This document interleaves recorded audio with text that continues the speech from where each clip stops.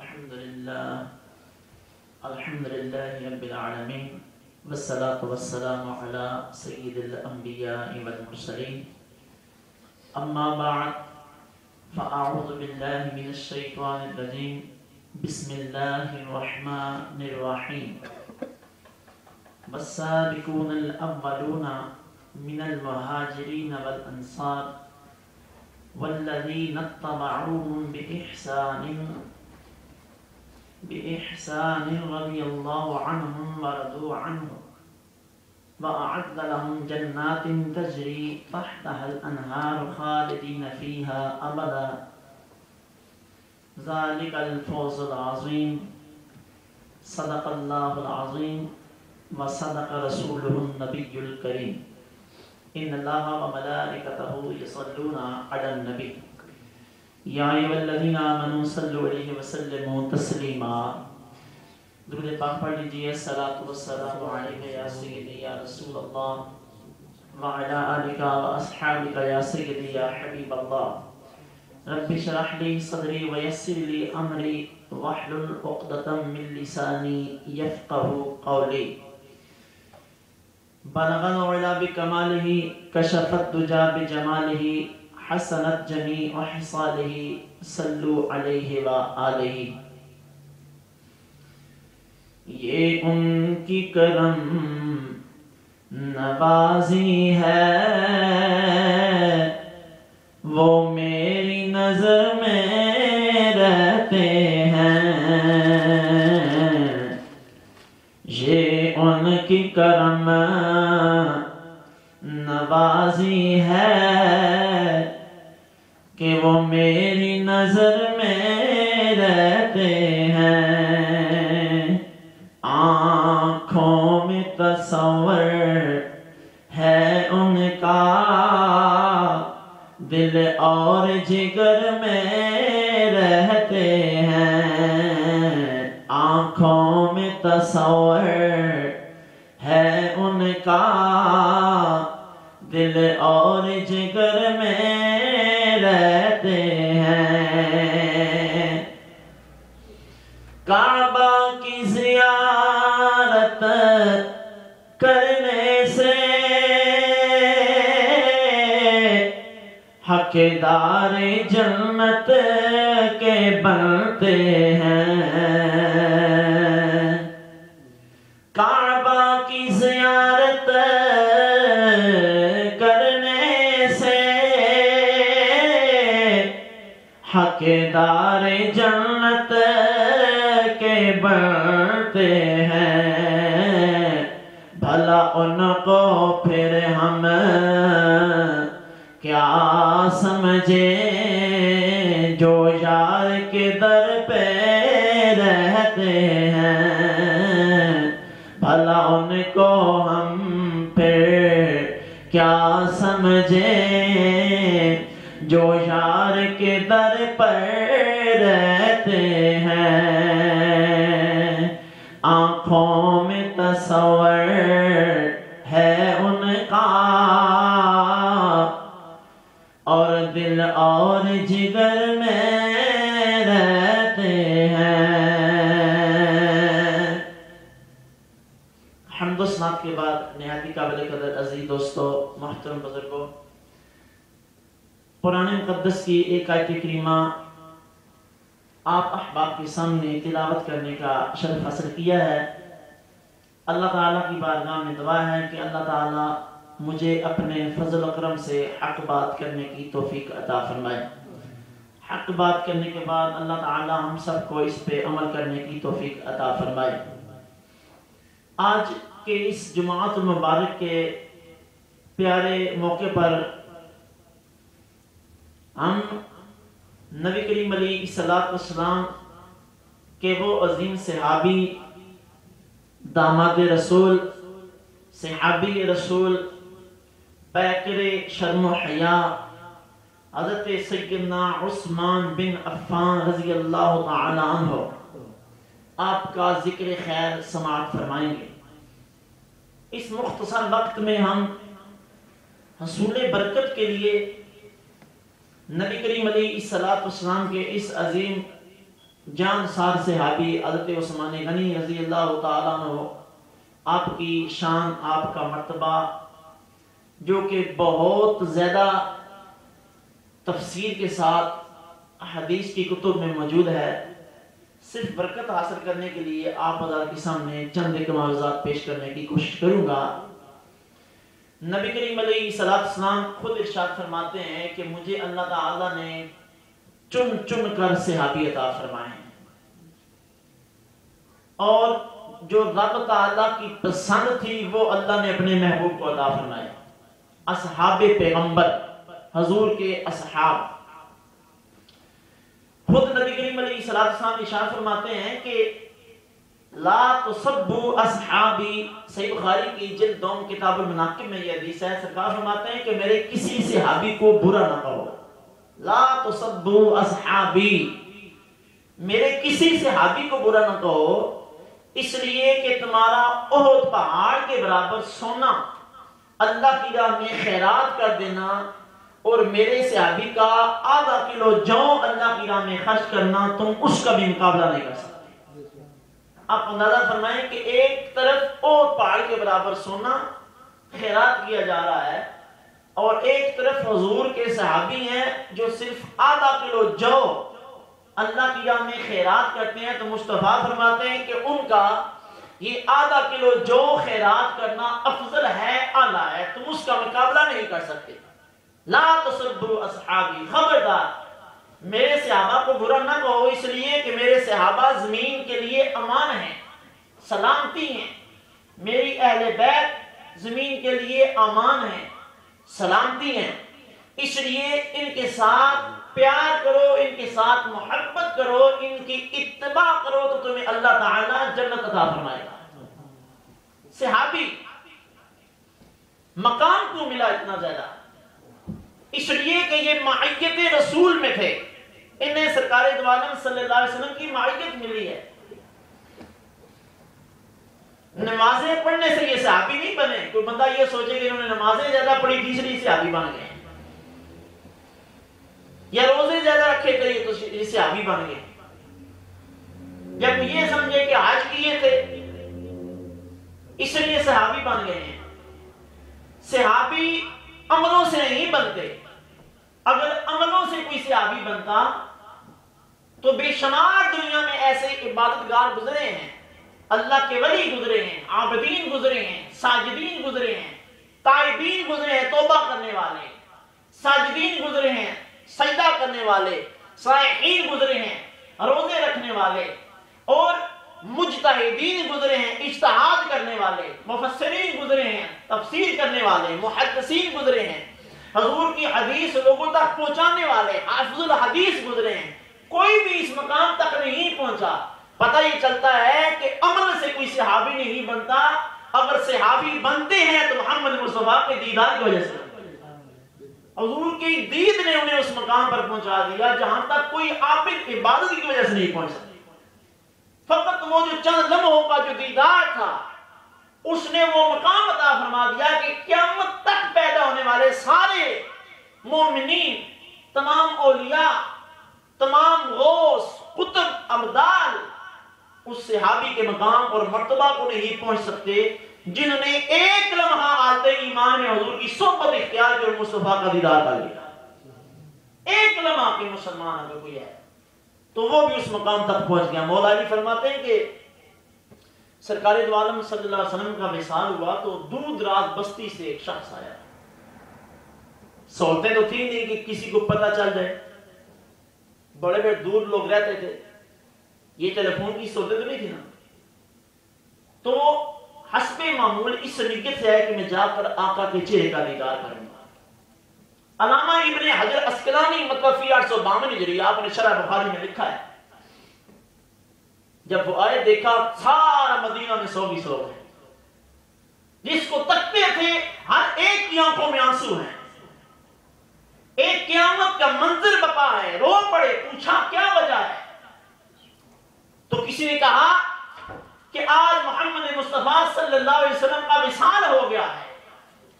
رو پڑتے ہیں، کہتے ہیں میں تو مصطفیٰ کو دیکھنے کے لیے آیا تھا، فرمایا جلدی جاؤ، آج ان کو قبر انور میں اتارا جا رہا ہے۔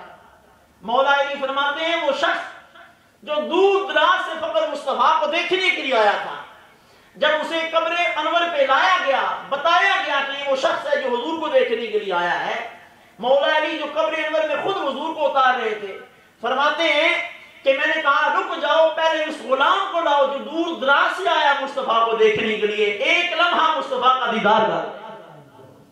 اس غلام کو آگے لایا گیا تو اس غلام نے لمحہ بھر کے لیے مصطفیٰ کا دیدار کیا۔ اس کے بعد جسد اطہر کو دفن کر دیا گیا۔ تمام محدثین نے اور تمام مفسرین نے اپنی کتابوں میں جب بھی اس بندے کا ذکر کیا، کوئی آدمی کا نام نہیں لکھا، فرمایا محمد کا صحابی بن گیا، وہ حضور کا صحابی بن گیا تھا۔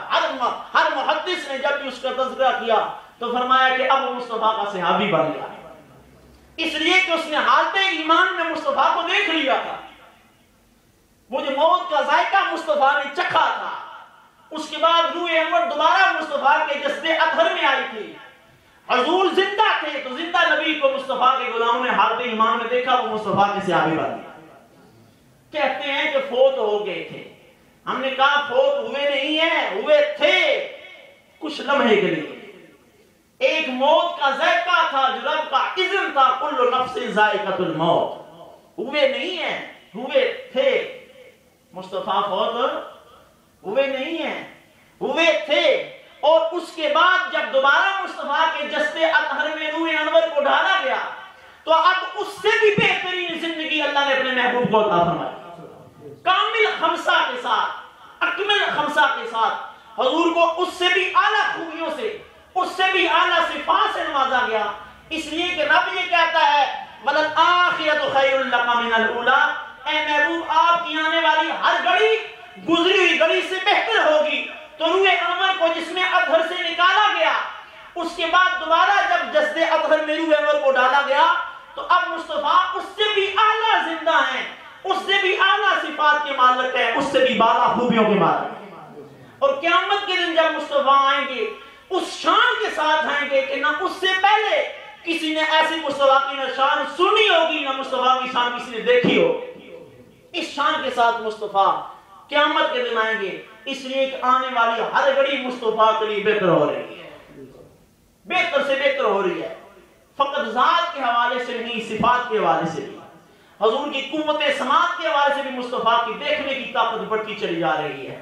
حضور پہلے بھی سنتے تھے، لیکن رب نے فرمایا کہ آنے والی ہر گھڑی آپ کی ہر صفات کے حوالے سے بہتر ہوگی، اب اس سے بھی زیادہ مصطفیٰ سنتے ہیں۔ حضور پہلے بھی دیکھتے تھے، اب اس سے بھی زیادہ مصطفیٰ دیکھتے ہیں۔ حضور پہلے بھی جانتے تھے، لیکن اب اس سے بھی زیادہ مصطفیٰ کو اللہ تعالیٰ اپنا علم عطا فرما رہا ہے۔ سرکار فرماتے ہیں انما انا قاسم واللہ یعطی، اللہ عطا کرنے والا، میں محمد تقسیم کرنے والا ہوں، میں محمد تقسیم کرنے والا ہوں۔ صحیح بخاری کی جلد پہلی کتاب العلم میں امیر معاویہ رضی اللہ تعالیٰ عنہ صحابی رسول ہیں، اس حدیث کے راوی ہیں۔ امیر معاویہ فرماتے ہیں سرکار دو عالم کے سالے بھی ہیں، سارے مومنین کے ماموں بھی ہیں۔ وہ کتنے بدبخت لوگ ہیں جو آج حضور کے اس صحابی کی شان اقدس میں لان تان کرتے ہیں، جن کا یہ تصور ہے، جن کا یہ عقیدہ ہے کہ حضور کے وصال کے بعد سوائے چند صحابہ کے باقی سارے صحابہ معاذ اللہ مرتد ہو گئے تھے، کیا ان کے کافر ہونے میں کوئی شک باقی رہتا ہے؟ سیدنا صدیق اکبر کی صحابیت رب کے قرآن سے ثابت ہے، اور سارے محدثین کا یہ فیصلہ ہے، سارے مفسرین کا یہ فیصلہ ہے، جو حضور کے اصحاب کی جو انکار کرے وہ کافر نہیں ہوتا، لیکن جو صدیق اکبر کی صداقت کا انکار کرے، آپ کی صحابیت کا انکار کرے، وہ کافر ہو جاتا ہے۔ اس لیے کہ صدیق اکبر کی صحابیت قرآن سے ثابت ہے، اس لیے ہم کہتے ہیں جانشین مصطفیٰ، ہم راز مصطفیٰ، یار مصطفیٰ، غار مصطفیٰ، اور ثانی اثنین اذ ہما فی الغار، جن کی شان میں رب نے کہا کہ غار میں وہ دو ذاتیں تھی، ایک مصطفیٰ کی ذات تھی، ایک ابو بکر کی ذات تھی۔ ان کا یہ مقام ہے، یہ شان ہے، یہ مرتبہ ہے سرکار دو عالم کے صحابہ کا جو رب نے دیا ہے۔ تو یہ کسی عمل سے نہیں بنے، یہ فقط مصطفیٰ کے دیدار سے صحابی بنے۔ آج کوئی بندہ ڈگری کرتا ہے، کوئی بندہ عالم بنتا ہے، تو ہم اس کے نام کے ساتھ بڑے بڑے نام لکھتے ہیں، شیخ الحدیث، مفکر اسلام، شیخ العالم، قاری قرآن، مفسر قرآن، حافظ الحدیث، غوث الورا، حتیٰ کہ غوث اعظم بھی ہم نے پڑھا اشتہاروں پہ پیروں کے نام کے ساتھ لکھا ہے۔ قبلہ و کعبہ، حد ہوگی ہے، مبالغہ آرائی میں حد ہوگی ہے، پیران عظام کے نام کے ساتھ، علماء کرام کے نام کے ساتھ۔ مجھے یہ بتائیں کہ کیا مصطفیٰ کے صحابی مفکر نہیں تھے؟ حضور کا کوئی بھی صحابی کیا مفسر نہیں تھا؟ کیا حضور کا کوئی بھی صحابی غوث نہیں تھا؟ کیا حضور کا کوئی بھی صحابی ولی نہیں تھا؟ کیا حضور کا کوئی بھی صحابی حافظ قرآن نہیں تھا؟ قاری قرآن نہیں تھا؟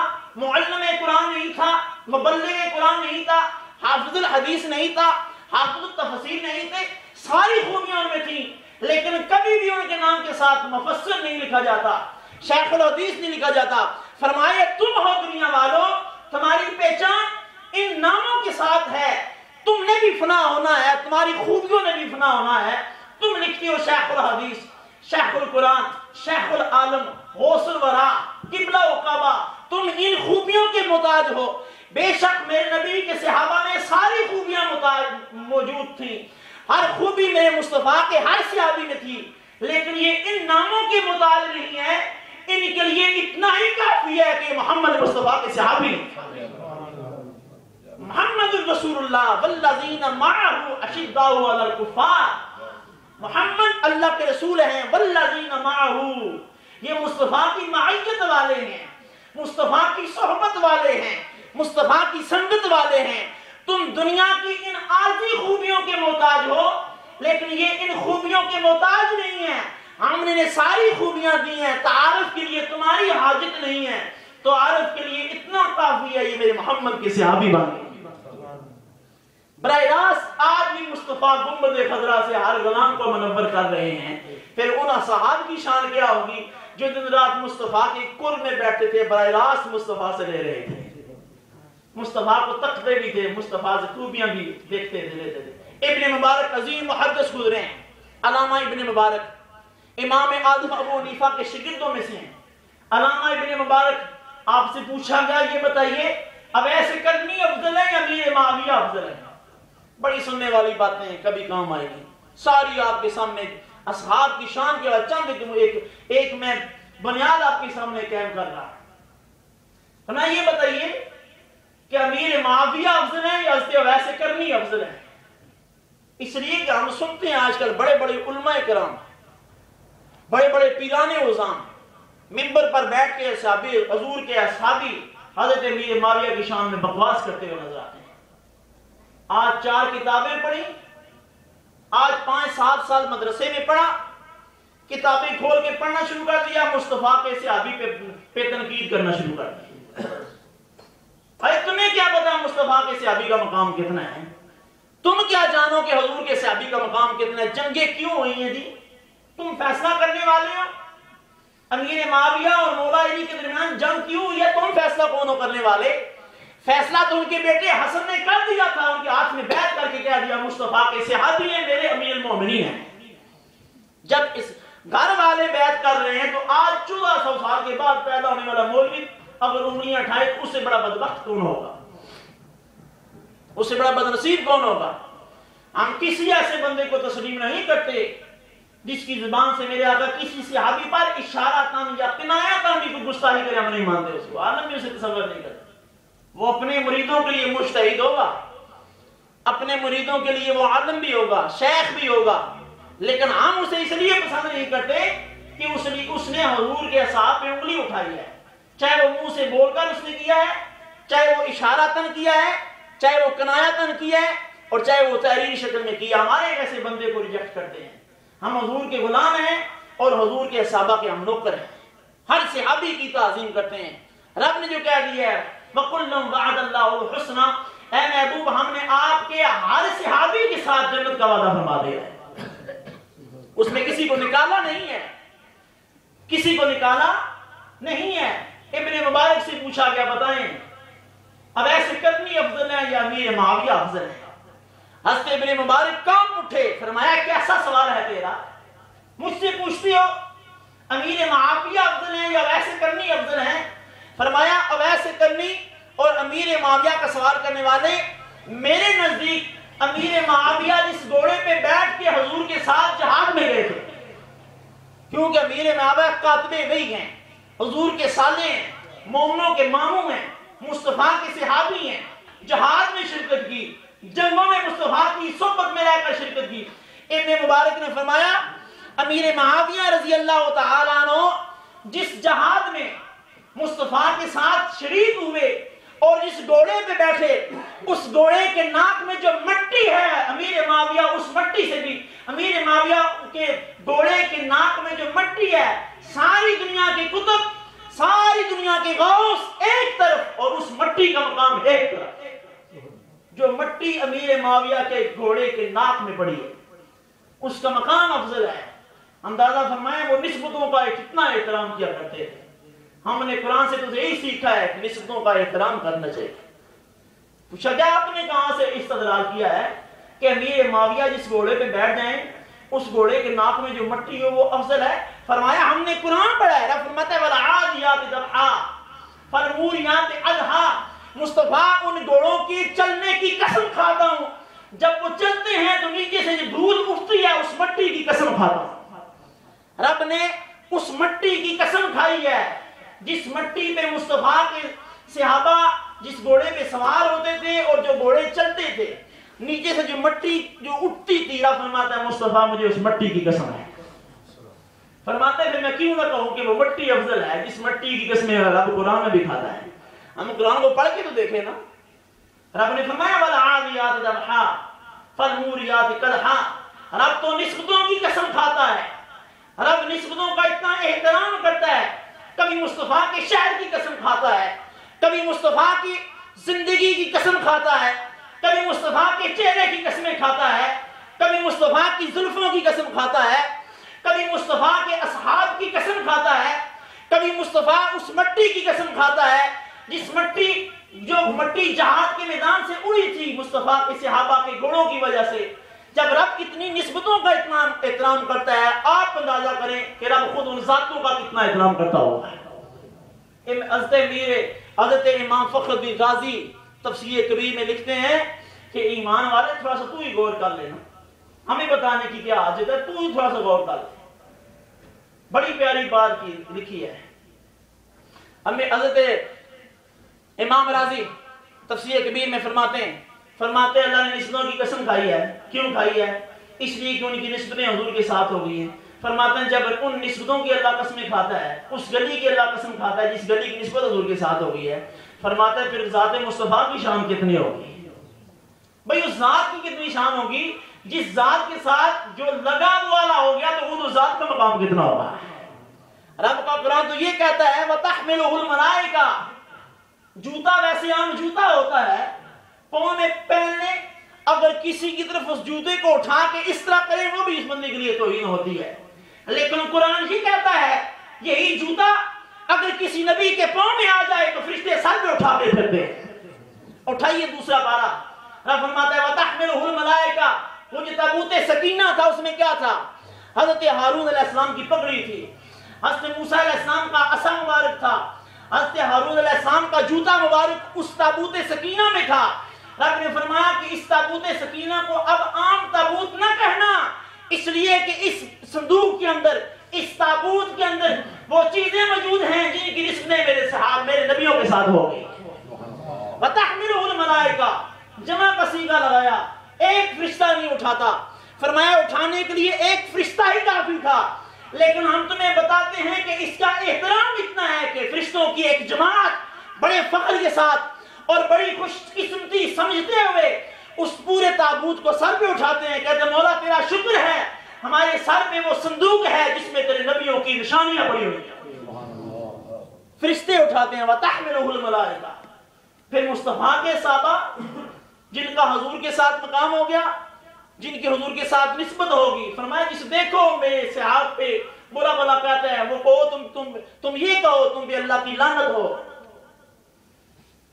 اگر کسی کو دیکھو کہ کوئی کسی حضور کے صحابی کو برا بلا کہتا ہے، میرے آپ نے فرمایا سننے والا یوں کہ تجھ پہ اللہ کی لعنت ہو، تو حضور کے اصحاب کو برا بلا کہتا ہے، سرکار دو عالم جنگ میں ہے. امام بخاری نے اس حدیث کو نقل فرمایا کتاب الجہاد کی جلد 2 صحیح بخاری. فرماتے ہیں سرکار دو عالم گھوڑے پہ سوار ہیں. ایک شخص آیا ہاتھ میں تلوار ہے, حضور سے لڑنے کے لیے آیا تھا. جو ہی مصطفیٰ کے چہرے پہ نظر پڑی, حضور کے چہرے پہ نظر پڑی, کہتا ہے یا محمد اگر میں کلمہ پڑھ لوں مجھے کیا ملے گا؟ میرے آقا نے فرمایا کلمہ پڑھ لے تجھے جنت ملے گی. امام بخاری نقل فرماتے ہیں اسی وقت کلمہ پڑھا, گھوڑے سے نیچے اترنے لگا, وہی میں اس کی روح کف سے انصری سے پرواز کر گئی,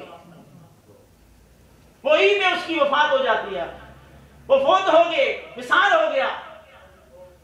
ایک لمحے کے وہ مسلمان تھے, لیکن مقام وہ ملا جو ساری زندگی کسی عبادت گزار کو نہیں مل سکتا. اگر کوئی ساری زندگی عبادت کرتا رہے, قیام کرتا رہے, سجدے کرتا رہے, قیامت تک سارے مومنین ایک طرف, اور وہ ایک لمحے کا مسلمان محمد مصطفیٰ کے چہرے کو دیکھ لیا, اس کا مقام ایک طرف. نہ ان کے پاس نمازیں تھی, نہ اس کے پاس روزے تھے, ابھی غسل بھی نہیں کیا, ابھی حج نہیں کیا, ابھی کوئی نماز نہیں پڑھی, لیکن ایمانداری سے بتائیں اسے یہ مقام کس نے دیا ہے؟ کس نے مقام دیا ہے؟ ماننا یہ پڑے گا کسی صحابی کو بھی کوئی مقام عبادت کی وجہ سے نہیں ملا. ہر صحابی کو اگر مقام ملا ہے تو محمد کے دیدار کی وجہ سے ملا ہے, حضور کو تکنے کی وجہ سے ملا ہے. خبردار اپنی عبادت پہ ناز نہ کرنا, اس لیے کہ عبادت کرنے والے میرے مصطفیٰ کے پیچھے تھے. کوئی منافق بن گیا, کوئی محمد کا صحابی بن گیا, کوئی ابو بکر بن گیا, کوئی عبداللہ ابن ابی پکا منافق بن گیا, حضور کے پیچھے پڑتے تھے. فرمایا اس کی وجہ کیا ہے؟ فرمایا مصطفیٰ کو دیکھنے کا نقطہ نظر جدا جدا تھا. حضور کے پیچھے نمازیں پڑھتے تھے, فرمایا دیکھنے کا نقطہ نظر جدا جدا تھا. دیکھتے ابو بکر بھی تھے, دیکھتے وہ بھی تھے, لیکن جب ابو لہب نے مصطفیٰ کو دیکھا تو بے ساختہ پکار اٹھے کہ محمد ہماری طرح چلتے پھرتے ہیں. ابو بکر نے فرمایا بدبختو یہ نہ دیکھو کہ مصطفیٰ چلتے ہماری طرح ہیں, یہ دیکھو چلتے تو ہماری طرح ہیں, لیکن جدھر جدھر جاتے ہیں مصطفیٰ خوشبوئیں بکھیرتے چلے جاتے ہیں. ابو جان اور ابو لہب نے کہا مصطفیٰ کا وجود ہماری طرح ایک وجود ہے, ہماری طرح ہے. ابو بکر صدیق نے فرمایا بدبختو یہ نہ دیکھو کہ وجود ہماری طرح ہے, میں یہ کہتا ہوں وجود مصطفیٰ کا دیکھنے کی طرح ہماری طرح ہے, لیکن یہ وجود ہے جس پہ مکھی نہیں بیٹھتی. ابو لہب نے کہا مصطفیٰ کا پسینہ آتا ہے, ہمیں بھی پسینہ آتا ہے, لیکن ابو بکر نے فرمایا پسینہ تو آتا ہے, یہ تو دیکھو کائنات کی بہترین خوشبو محمد کا پسینہ ہے. ابو لہب نے کہا مصطفیٰ کے بھی 2 ہاتھ ہیں, ہمارے بھی 2 ہاتھ ہیں. ابو بکر نے فرمایا ہاتھ تو ہیں, لیکن ان ہاتھوں کی شان یہ ہے, حدیبیہ کا مقام ہے, فرماتا ہے ید اللہ فوق ایدیہم, اے محمد یہ ہاتھ تیرے نہیں ہیں, یہ ہاتھ میرے ہیں. اگر ہاتھ دیکھتے ہیں تو فقط یہ دیکھو اس ہاتھ کی ایک انگلی اٹھ جاتی ہے, چاند 2 ٹکڑے ہو جاتا ہے. اگر ہاتھ دیکھنے ہیں تو یہ دیکھو مصطفیٰ کا یہ ہاتھ اگر کسی صحابی کے سر پہ رکھ دیا جاتا ہے ساری زندگی اس کے بال سفید نہیں ہوتے. اگر ہاتھوں کا کمال دیکھنا ہے مصطفیٰ کا یہ ہاتھ اگر کسی صحابی کے چہرے پہ پھیر دیا جاتا ہے ساری زندگی اس کے چہرے پہ بڑھاپا نہیں جوانی رہتی ہے. تم کیسے مصطفیٰ کی طرح ہو سکتے ہو؟ تم تو میرے محمد کے صحابہ کی طرح نہیں ہو سکتے. مصطفیٰ کی طرح کیسے ہو سکتے ہو؟ یہ حضور کا مقام ہے. کفار یہ کہا کرتے تھے مصطفیٰ بھی کھانا کھاتے ہیں, ہم بھی کھانا کھاتے ہیں. ابو بکر صدیق نے فرمایا بدبختو یہ نہ دیکھو مصطفیٰ بھی کھاتے ہیں, ہم بھی کھاتے ہیں, یہ دیکھو مصطفیٰ جو نوالا کھاتے ہیں. امام بخاری نے کتاب الطعام جلد 2 میں اس حدیث کو نقل کیا. مصطفیٰ جب بھی کوئی نوالا اٹھاتے تھے منہ میں ڈالتے تھے, ہر نوالے سے آواز آتی تھی سبحان اللہ و بحمدہ, مولا تیرا شکر ہے کہ ہم تیرے محمد کی غذا بن رہے ہیں. تم بھی کھاتے ہو, مصطفیٰ بھی کھاتے ہیں, فرق بہت زیادہ ہے. حضور کو دیکھنے کا نقطہ نظر جدا جدا تھا. رب نے مصطفیٰ خود فرماتے ہیں مجھ رب نے چن چن کے صحابی عطا فرمائے. اگر کسی کا مصطفیٰ کے صحابی پہ اعتراض ہوگا تو گویا اس نے مصطفیٰ کے رب پہ اعتراض کیا جس نے مجھے چن چن کے صحابی عطا فرمائے. اللہ فرماتا ہے والسابقون الاولون من المہاجرین والانصار, وہ جو ایمان لانے میں پہلے ہیں, سب سے آگے ہیں. والسابقون الاولون من المہاجرین والانصار, ان میں مہاجرین اور انصار. والذین اتبعوہم باحسان, اور وہ جنہوں نے حالت ایمان میں ان کی اتباع کی، پیروی کی. یہ 11ویں پارے کی سورۃ توبہ کی آیت کریمہ جو آپ کے سامنے پڑھ رہا ہوں. والسابقون الاولون من المہاجرین والانصار والذین اتبعوہم بإحسان. ایمان لانے میں پہلے اور سبقت لے جانے والے آگے ان میں مہاجرین اور انصار، اور ان میں وہ لوگ جو قیامت تک مومنین آئیں گے جو سچے دل کے ساتھ ان کی پیروی کریں گے، سچے دل کے ساتھ ان کی پیروی کریں گے. والذین اتبعوہم بإحسان رضی اللہ عنہم ورضوا عنہ. یہ وہ ہیں جن سے اللہ راضی ہو گیا ہے اور یہ رب سے راضی ہو گئے. یہ وہ ہیں جن سے رب راضی ہو گیا ہے اور یہ رب سے راضی ہو گئے. فقط راضی نہیں ہوئے، فرمایا وَأَعَدَّ لَهُمْ جَنَّاتٍ تَجْرِي تَحْتَهَا الْأَنْهَارُ. اللہ تعالیٰ نے ان کے ساتھ جنت کا وعدہ کیا ہے، تحتها الانہار، جس کے نیچے نہریں بہ رہی ہیں. خالدین فیہا ابدا، عارضی نہیں ہیں، ابدا دائمی ہیں. ذالک الفوز العظیم. یہ بہت بڑی کامیابی ہے، یہ بہت بڑی کامیابی ہے. ان کی پہچان کے لیے اتنا کافی ہے کہ میں رب سے سند دے رہا ہوں، یہ سابقین ہیں، یہ اولین ہیں. ان کے لیے اتنا ہی کافی ہے کہ مصطفیٰ کی معیت میں رہے ہیں. ان کی پہچان کے لیے ہم نام ساتھ نہیں لگائیں گے، ان کے نام اتنا ہی کافی ہے. مصطفیٰ کی صحبت میں رہنے والے صحابی بن گئے، حضور کے صحابی بن گئے. والسابقون الاولون. اور دل و جان سے جنہوں نے ان کی پیروی کی، قیامت تک کے آنے والے مومنین کے لیے بھی فیضان ہے. جو بھی حالت ایمان میں حضور کے صحابہ کو فالو کرے گا، فرمایا ان سے بھی اللہ راضی ہے، ان سے بھی اللہ راضی ہے. اور رب ان سے راضی ہے، یہ رب سے راضی ہے. کبھی غور کیا اس جملے پہ؟ تھوڑا سا بھی غور کر لینا. اللہ ان سے راضی ہے یہ تو سمجھ میں آتا ہے کہ رب ان کے اعمال کو پسند کرتا ہے. فرماتا ہے بندے میں تجھ سے راضی ہو گیا، تو نے میرے محبوب کو خوش کر لیا، ہم تجھ سے خوش ہو گئے. اب یہ جو اگلا جملہ ہے کہ یہ اللہ سے راضی ہو گئے، اس پہ امام راضی نے ایک ہی بات بولی ہے. فرمایا رب کی رضا تو یہ ہے، رب کی رضا تو یہ ہے کہ اللہ ان سے راضی ہو گیا ہے، اور بندوں کی رضا یہ ہے کہ مولا تو ہم سے راضی ہو گیا. یہی ہماری رضا ہے، مولا تو ہم سے راضی ہو گیا. بندوں کی رضا یہی ہے کہ اس نے اپنی رضا والے عام کرنے کی توفیق عطا فرما دی. سابقون الاولون. اللہ فرماتا ہے ان کی پیروی کرو. ماڈل دے دیا رب نے، ایک نمونہ دے دیا. آپ اٹھا کے دیکھ لے قرآن مقدس میں اللہ تعالیٰ نے واضح بیان فرما دیا 7ویں پارے کے اندر. اللہ تعالیٰ فرماتا ہے اولئک الذین ھدی اللہ فبہداہم مقتدی. ایمان لانا ہے، میری بارگاہ میں پیش کرنا ہے. ایمان ایسے لاؤ جیسے محمد کے صحابہ ایمان لائے. اپنی اپنی نہیں سوچنی، بلکہ ہم نے تمہارے سامنے ایک ماڈل رکھ دیا ہے، ایک نمونہ رکھ دیا ہے. اب ایسا ایمان میری بارگاہ میں لاؤ جیسے ابوبکر صدیق کا ایمان تھا. امت ایسا ایمان لائیے، مولا علی جیسا ایمان لاؤ، عثمان غنی جیسا ایمان لاؤ. فرمایا میرے اصحابہ کا جو ایمان ہے، ان کا جو ایقان ہے، ان کا جو عرفان ہے، ان کے جو عقائد ہیں، ان کے جو نظریات ہیں، وہ سارے تمہارے سامنے ہیں. تم تمام نظریات میں، تمام تصورات میں محمد کے ہر صحابی کی پیروی کرو، میرا تم سے راضی ہو گیا. صحابہ کا طریقہ کیا تھا؟ جب بھی حضور کو پکارتے یا رسول اللہ میرے ماں باپ پر قربان ہو. حضور جب پوچھتے کہتے اللہ جانتا ہے، اس کا رسول بہتر جانتا ہے. مجھے حدیث کی کسی ایک کتاب میں ایک لفظ نکال کے کوئی دکھا دے کہ کبھی جب بھی حضور نے کسی صحابی سے پوچھا ہو بتاؤ یہ کیا ہے، یا حضور نے کوئی کوسچن کیا، آگے سے صحابی نے کہہ دیا اللہ جانتا ہے. یہ کسی صحابی نے نہیں کہا. آپ ساری حدیث کی کتابیں، چیلنج ہے ہمارا، ساری حدیث کی کتابوں میں کوئی ضعیف سے ضعیف حدیث دکھا دے مجھے. ہم سے آسیتا کی بات نہیں کرتے، ہمارا ہر کتاب پہ ایمان ہے. جس بھی مصطفیٰ کی نعت نظر آتی ہم مان لیتے ہیں. ہمیں دلیل کا الذین یؤمنون بالغیب ہم نے دیکھے ایمان لاتے ہیں. لیکن پھر بھی ہم کہتے ہیں تمہارے لیے ہمیں ایک حدیث ایسی دکھا دو جس میں کسی صحابی نے کہا کہ اللہ جانتا ہے. جب بھی حضور نے پوچھا مصطفیٰ کے ہر صحابی نے کسی یہ کہا اللہ جانتا ہے، اس کا رسول بہتر جانتا ہے. یہ صحابی کا عقیدہ ہے. فرمایا ایسا ایمان لاؤ. اولئک الذین ھدی اللہ فبہداہم مقتدی قل لا اسألکم علیہ اجرا. فرمایا ایسا ایمان لاؤ جیسے میرے مصطفیٰ کے صحابہ ایمان لائے. میں تم سے رب سے راضی، میں تم سے راضی ہو جاؤں گا، میں رب تم سے راضی ہو جاؤں گا. پھر تمہیں کوئی حاجت نہیں رہے گی، میں تم پہ اپنی رحمتیں نچھاور کروں گا. اس میں عثمان غنی ہیں، یہ وہ صحابی رسول ہیں کہ سرکار دو عالم صلی اللہ علیہ وسلم ارشاد فرماتے ہیں میری اگر 40 بیٹیاں ہوتی، میری اگر 40 بیٹیاں ہوتی، میں ایک کے بعد دو، دوسری کے بعد تیسری، ساری بیٹیاں عثمان غنی کی نکاح میں دے. اتنا پیار کرتے تھے عثمان غنی سے میرے آقا. صحیح بخاری کے اندر حدیث موجود ہے، سرکار دو عالم بیٹھے ہیں، سیدہ عائشہ صدیقہ فرماتی ہے میرے باپ ابو بکر آئے، اجازت مانگی، میرے آقا فرماتے ہیں اندر آنے دو.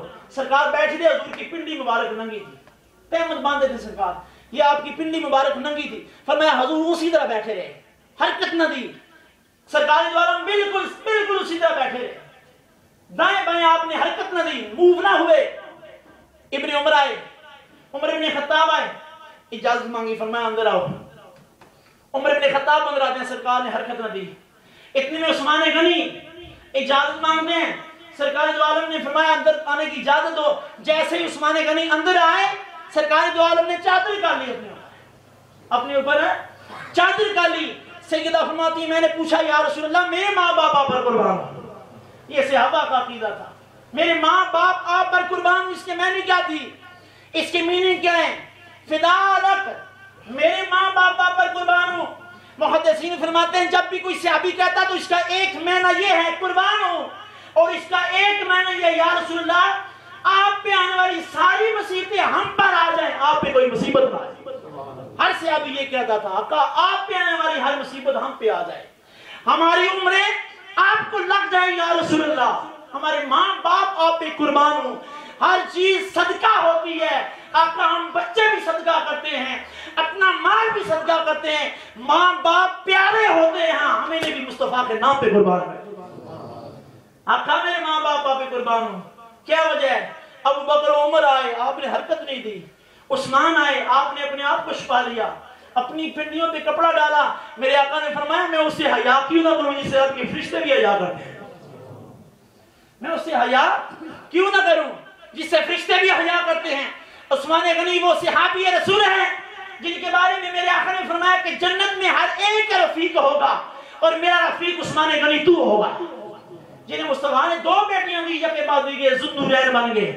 ہم کہتے ہیں انہیں تم ذوالنورین کہتے ہو، جنہیں اپنے مصطفیٰ نے دو بیٹیاں دی ہیں، تو مصطفیٰ کو نور مانے میں تمہیں کیا تکلیف ہوتی ہے؟ اور جس کے نکاح میں حضور کی دو بیٹیاں آ گئی اسے کہتے ہیں ذوالنورین، مانتے ہو، انکار نہیں کرتے.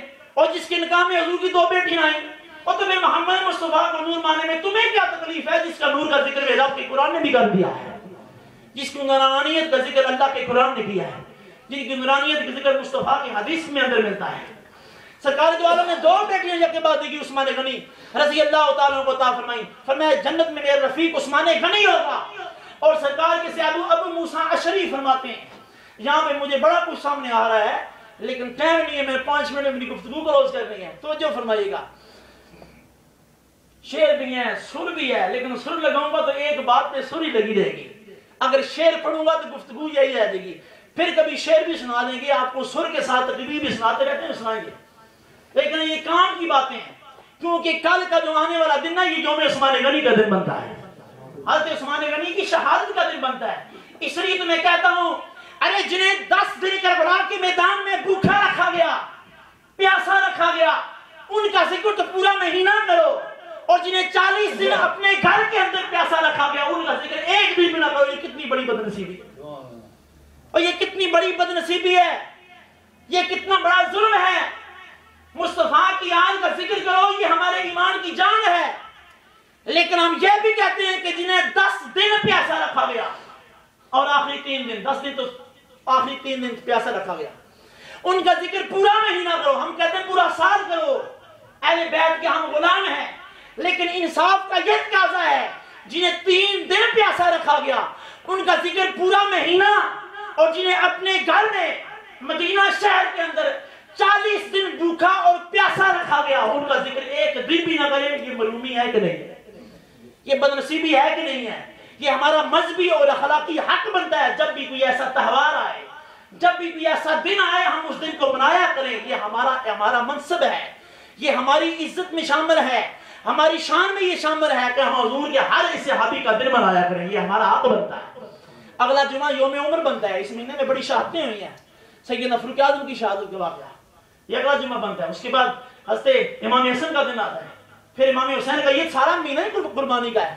اینڈ بھی قربانی، محرم کا آغاز بھی قربانی میں ہوتا ہے، اور ذوالحج کا اختتام بھی قربانی پہ ہوتا ہے. دین مانگتے ہی قربانی ہے. اگر سربلندی چاہے تو قربانیاں پیش کرو، ابو موسیٰ شریف فرماتے ہیں کہ میں نے سوچا آج میں حضور کے ساتھ رہوں گا. صحیح بخاری کی جلد 2 کتاب مناقب سے آپ کے سامنے حدیث پیش کر رہا ہوں, آخری حدیث پیش کر رہا ہوں.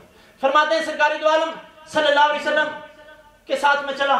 میں نے کہا سارا دن میں حضور کی صحبت میں گزاروں گا. پتہ چلا حضور نکل گئے ہیں. میں نے وضو کیا, میں بھی چلتا گیا.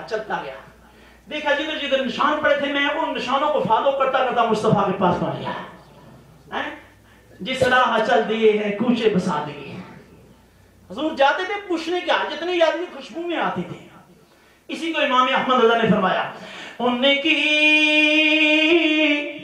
مہکن دل کے غنچے کھلا دیے ہیں. ان کی مہکن دل کے غنچے کھلا دیے ہیں. جسے راہ چل دیے ہیں کوچے بسا دیے ہیں. اللہ کے نبی کے غلاموں میرے آقا جدھر چلتے تھے خوشبوئیں چھوٹے چلے جاتے تھے. کسی صحابی کو جب بھی مصطفیٰ سے ملنا ہوتا وہ پوچھتے نہیں تھے حضور کدھر گئے ہیں, بلکہ راستے صاف بتاتے ہیں کہ آپ آتے ہیں. حضرت نصیح الدین نصیح چراغ گھوڑا فرماتے ہیں پوچھنے کی حاجت نہیں آتی, راستے صاف بتاتے ہیں کہ آپ آتے ہیں. اہل دل گیت یہ گاتے ہیں کہ آپ آتے ہیں. میں پہنچا, فرماتے ہیں میں باغ میں پہنچا. مختصر کرتے ہیں جس باغ میں حضور گئے تھے میں بھی اس باغ میں پہنچا. فرماتے ہیں میں دربان بن کے بیٹھ گیا. دروازے کے پاس بیٹھا, دروازے کو دستک ہوتی ہے. وہ دروازہ ایسا نہیں ہوتا تھا, پٹیوں کا لکڑیوں کا بنا ہوا دروازہ ہوتا تھا. فرمایا وہ جسے پھاٹک بھی کہا جاتا ہے اپنی زبان میں. دستک ہوتی ہے. فرماتے ہیں میں نے آقا یا رسول اللہ کی دروازے کو دستک دے رہا ہے. فرمایا جاؤ دروازہ کھولو اور اسے جنت کی بشارت سنا دو, اسے جنت کی بشارت سنا دو. فرماتے ہیں میں گیا, دیکھا ابو بکر تھے. پھر دستک ہوئی, حضور نے فرمایا جاؤ آنے والے کو جنت کی بشارت دے دو. فرماتے ہیں میرے دل میں تمنا پیدا ہوئی, آج تو دریائے رحمت میں جوش میں ہے, جو بھی آتا ہے جنت مل رہی ہے, کاش میرا بھائی آتا مصطفیٰ کی زبان سے جنتی کہہ دیا جاتا. یہ تمنا پیدا ہوئی. فرماتے ہیں تیسری مرتبہ دستک ہوئی, عثمان غنی آئے. حضور نے فرمایا اسے بھی جنت کی بشارت دے دو, لیکن ساتھ بتا دو بہت بڑی اس پہ مصیبت بھی آئے گی. امام عیسیٰ ترمذی متوفی 279 ہجری ترمذی کی جلد 2 کتاب المناقب میں اس حدیث کو نقل فرماتے ہیں سرکار دو عالم نے فرمایا کہ اے عثمان غنی اللہ تجھے ایک قمیض پہنائے گا, لوگ اسے اتارنے کی کوشش کریں گے, اتارنا نہیں شہید ہو جانا, اتارنا نہیں شہید ہو جانا. عثمان غنی رضی اللہ تعالیٰ عنہ جو کہ 12 سال خلیفہ رہے, اور امام بخاری نے کتاب الجہاد جلد 2 میں اور کتاب الجنائز جلد پہلے میں اس حدیث کو نقل کیا. سرکار تشریف فرمائے, سرکار کے ساتھ عثمان غنی ہیں, ابو بکر ہیں, عمر ہیں. اوت پہاڑ کے مصطفیٰ گئے, اوت پہاڑ نے ہلنا شروع کر دیا, اوت پہاڑ نے ہلنا شروع کر دیا. لوگوں نے لکھا ہلنا شروع کر دیا, لیکن محدثین اور مفسرین نے یہاں پہ ایک محبت والی بات کی ہے.